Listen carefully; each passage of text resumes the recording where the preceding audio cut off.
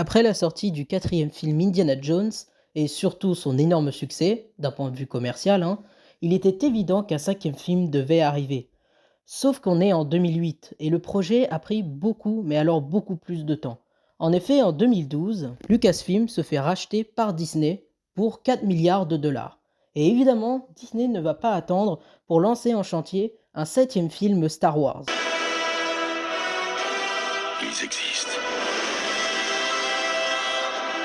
La production du cinquième volet d'Indiana Jones est annoncée en 2016, mais il a accumulé de nombreux retards, et le retour d'Harrison Ford n'a été confirmé officiellement que en décembre 2020 chez la part de Disney. Et avant ça, revenons en 2018. Steven Spielberg lui-même annonce qu'un cinquième volet d'Indiana Jones est en préparation et qu'il sera réalisé par lui-même. Et il est même annoncé que John Williams, le compositeur légendaire de la saga Indiana Jones, mais aussi de Jurassic Park et de Star Wars, est bel et bien de retour. Et Steven Spielberg annonce lui-même que le scénariste de ce cinquième film sera tout simplement David Koepp, scénariste de La Guerre des Mondes et surtout aussi de Jurassic Park. Mais il a aussi écrit le scénario du dernier Indiana Jones, à savoir le quatrième film. Mais courant du printemps 2020, Steven Spielberg se retire du projet, en tout cas en tant que réalisateur. Il restera producteur, et du coup, le nouveau réalisateur qui est pris pour le remplacer est tout simplement James Mangold, réalisateur de Logan et du Mans 66. Rassurant. Mais en raison de la pandémie du Covid-19, le tournage est encore repoussé. Donc en 2020, le casting se révèle avec le rôle principal toujours Harrison Ford, mais surtout rejoint par Phoebe Waller-Bridge, qui est la réalisatrice de la série Fleabag. On apprend aussi que Matt Mikkelsen rejoint le casting et aussi Antonio Banderas, ainsi que Ethan Isidore. Le tournage du film commence à Londres et au Maroc à Tanger. Mais on apprend aussi que le film ne sortira plus en 2021 ni en 2022, mais cette fois-ci en 2023, avec une première bande-annonce qui sera postée à partir du début décembre 2022. Et d'ailleurs, le film fut aussi projeté au Festival de Cannes, et c'est ainsi que le film sort le 28 juin 2023 au cinéma et le 30 juin à l'international. Lors de son premier week-end d'exploitation, le film ramènera plus de 60 millions de dollars aux États-Unis.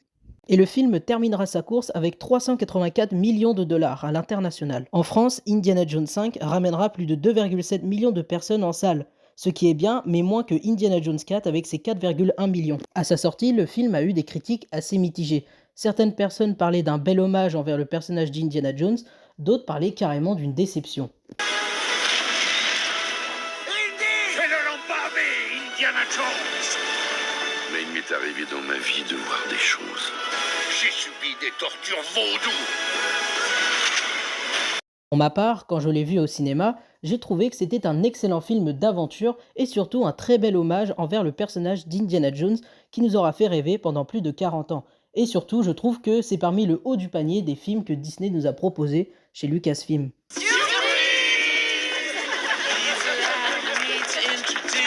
Je pars à la retraite. Bon bah alors, qu'est-ce qu'on boit?